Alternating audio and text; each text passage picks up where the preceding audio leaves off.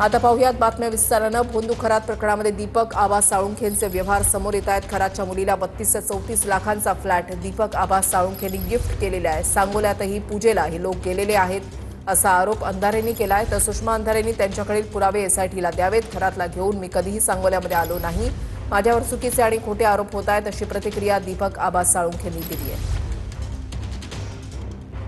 दीपक आबा साळुंखे जे सांगोल्याचे आहेत, या दीपक आबांचे सुद्धा आर्थिक व्यवहार खरात सोबतचे हळूहळू पुढे येताना दिसतात।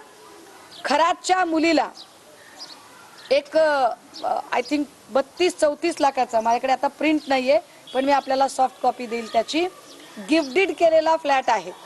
या सगळ्याचे धागेदोरे आपल्याला सांगोल्यामध्ये सापडतील।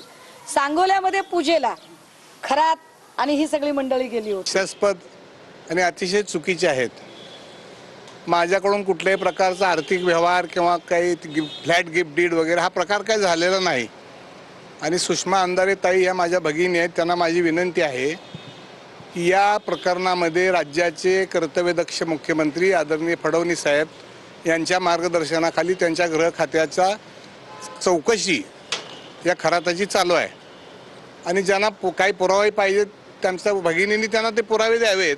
माझा कसलाही त्यामध्ये संबंध नाही।